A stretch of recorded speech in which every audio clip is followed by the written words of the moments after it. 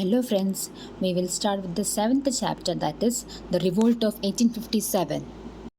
The cumulative effect of British policies, economic exploitation and administrative innovations overturned Indian states, sepoys, zamindars, peasants, traders, artisans and Maulavis, etc. The simmering discontent burst in the form of a violent storm in 1857 which shook the British Empire in India to its very foundations. Some of the movements continued even after the 1857 revolt. Major revolts took place in the south, east, west, and the northeastern regions, which were suppressed with brutality by the company. We can classify the causes of 1857 revolt into economic causes, political causes, administrative causes, and social-religious causes. The economic causes. The colonial policies of the East India Company destroyed the traditional economic fabric of the Indian society. British rule also meant misery to the artisans and handicraft people. British policy discouraged Indian handicraft and promoted British goods.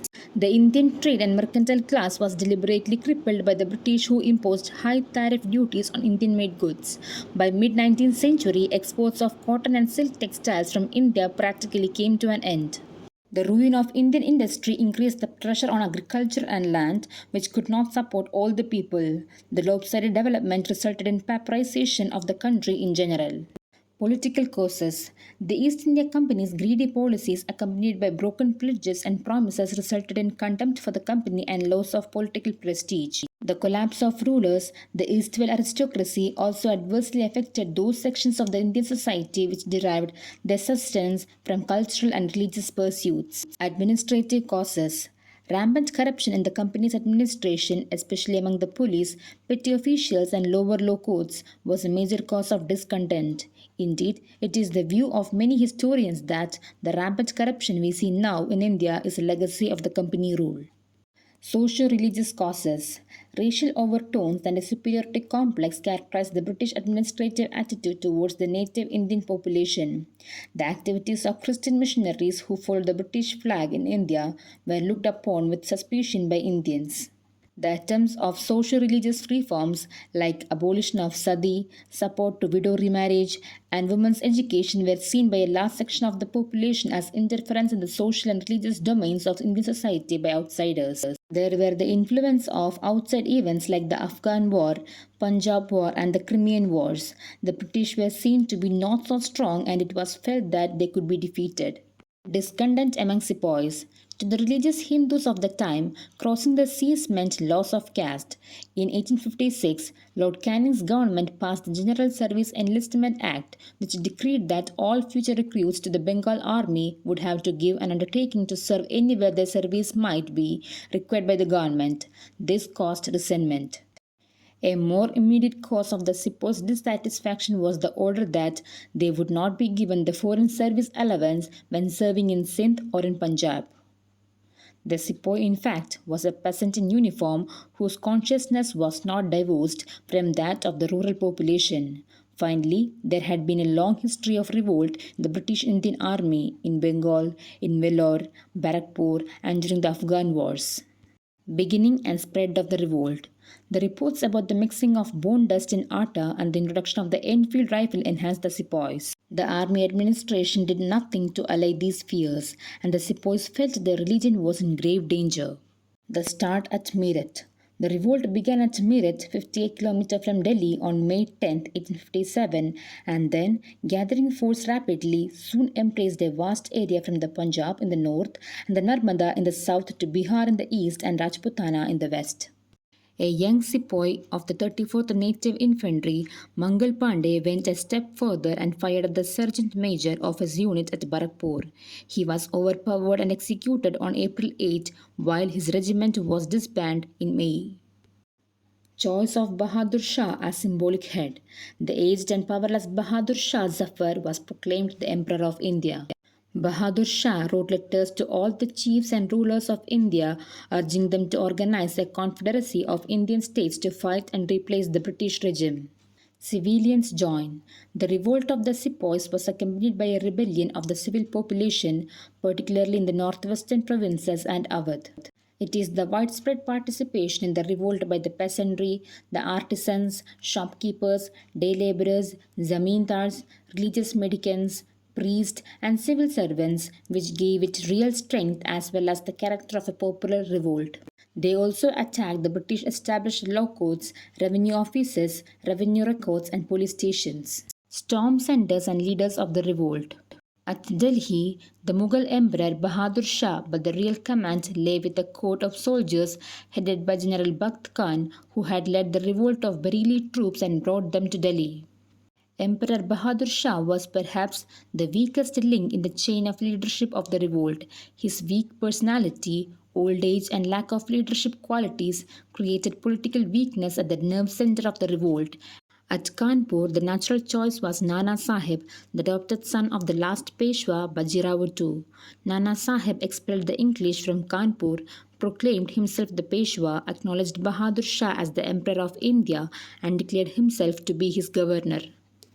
Begum Hazrat Mahal took over the reins at Lucknow on June 4, 1857. Her son, Birjis Khadir, was proclaimed the Nawab and the regular administration was organized with the important offices shared equally by Muslims and Hindus. In May 1858, the city was finally recovered by the British, but guerrilla activity continued till September of the same year. At Bareilly, Khan Bahadur, a descendant of the former ruler of Rohilkhand, was placed in command. Not enthusiastic about the pension being granted by the British, he organized an army of 40,000 soldiers and offered stiff resistance to the British. In Bihar, the revolt was led by Kunwar Singh, the zamindar of Jagdishpur. An old man in his 70s, he nursed a grudge against the British who had deprived him of his estates. Maulavi Ahmadullah of Faizabad was another outstanding leader of the revolt. He was a native of Madras and had moved to Faizabad in the north, where he fought a stiff battle against the British troops. The most outstanding leader of the revolt was Rani Lakshmi Bai, who assumed the leadership of the sepoys at Jhansi. Lord Dalhousie, the Governor General at that time, annexed the state by the application of the infamous doctrine of lapse. She was joined by Tantia Tope, a close associate of Nana Sahib after the loss of Kanpur. The Rani of Jhansi and Tantia Tope marched towards Gwalior, where they were hailed by the Indian soldiers. Suppression of the revolt. The revolt was finally suppressed.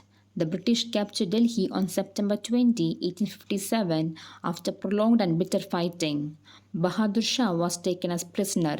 The royal princes were captured and butchered on the spot, publicly shot at point-blank range by Lieutenant Hudson himself. The emperor was exiled to Rangoon, where he died in 1862. Thus, the great house of Mughals was finally and completely extinguished. By the end of 1859, British authority over India was fully re-established. Why the revolt failed? There were many reasons. All India participation was absent. The eastern, southern and western parts of India remained more or less unaffected. This was probably because the earlier uprisings in those regions had been brutally suppressed by the company. Old classes did not join. Big zamindars acted as breakwaters to storm. Even Awadh talukdars backed off once promises of land restitution were spelled out. Educated Indians viewed this revolt as backward looking, supportive of the feudal order and as a reaction of traditional conservative forces to modernity. These people had high hopes that the British would usher in an era of modernization. Rulers who did not participate included the Scindia of Gwalior, the Holkar of Indore, the rulers of Patiala, Sindh and other Sikh chieftains and the Maharaja of Kashmir. Poor arms and equipment. The Indian soldiers were poorly equipped materially, fighting generally with the swords and spears and very few guns and muskets. On the other hand, the European soldiers were equipped with the latest weapons of war like the Enfield rifle. The electric telegraph kept the commander-in-chief informed about the movements and strategy of the rebels. Uncoordinated and poorly organized. The principal rebel leaders, Nana Sahib, Tantia Tope, Kunwar Singh, Lakshmi Bai, were no match to their British opponents in generalship. On the other hand, the East India Company was fortunate in having the service of many men like John Nicholson, James Outram, Henry Havelock, etc. No unified ideology. The lack of unity among Indians was perhaps unavoidable at this stage of Indian history. In fact, the revolt of 1857 played an important role in bringing the Indian people together and imparting to them the consciousness of belonging to one country. Hindu Muslim unity factor. During the entire revolt, there was complete cooperation between Hindus and Muslims at all levels. People, soldiers, leaders, all rebels acknowledged Bahadur Shah Zafar, a Muslim, as the emperor, and the first impulse of the Hindu sepoys at Meerut was to march to Delhi. Rebels and sepoys, both Hindu and Muslim, respected each other's sentiments. Both Hindus and Muslims were well represented in leadership. For instance, Nana Sahib had Azimullah, a Muslim and an expert in political propaganda, as a knight, while Lakshmi Bai had the solid support of Afghan soldiers. Nature of the revolt. The nature of the revolt is described as simple mutiny to some British historians, whereas Dr. K. Datta considers the revolt of 1857 as the never all Indian in character, but was localized, restricted, and poorly organized. Further says Datta that the movement was marked by the absence of cohesion. Dr. S. N. Sen, in his 1857, considers the revolt as having begun as a fight for religion but ending as a war of independence. Jawaharlal Nehru considers the revolt of 1857 as essentially a feudal uprising, though there were some nationalistic elements in it, which is described in Discovery of India. M. N. Roy felt the revolt was a last ditch stand of feudalism against commercial capitalism. Consequences. The revolt of 1857 made British Parliament on August 2, 1858 to pass an act for the better government of India. The act declared Queen Victoria as the sovereign of British India. The direct responsibility for the administration of the country was assumed by the British Crown and company rule was abolished.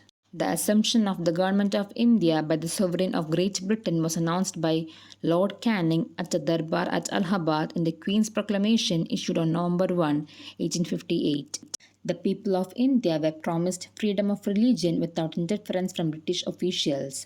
The concept of divide and rule was adopted with separate units being created on the basis of caste or community or region. The Army Amalgamation Scheme 1861 moved the company's European troops to the service of the Crown. All higher posts in the army and the artillery departments were reserved for the Europeans. In the long term, this new British attitude proved counterproductive for the empire, as this caused frustrations in the educated Indian middle classes and gave rise to modern nationalism very soon. In accordance with the Queen's Proclamation of 1858, the Indian Civil Service Act of 1861 was passed, which was to give an impression that under the Queen all were equal, irrespective of race or creed. The newspapers and journals in Britain picturized the Indians as subhuman creatures who could be kept in check only by superior force. The complete structure of the Indian government was remodeled and based on the notion of a master race, justifying the philosophy of the white man's burden. Significance of the revolt. For the British, the revolt of 1857 proved useful in that it showed up the glaring shortcomings in the company's administration and its army. For the Indians, the 1857 revolt had a major influence on the national struggle for freedom. However, it was also obvious that the primitive arms which the Indians possessed were no match for the advanced weapons of the British. But the revolt of 1857 did establish local traditions of resistance to British rule, which were to be of help in the course of the national struggle for freedom. So with this, we comes to an end of chapter 7, the revolt of 1857. I hope you all guys like this video. Please do like, share, comment and subscribe to my channel. Thank you.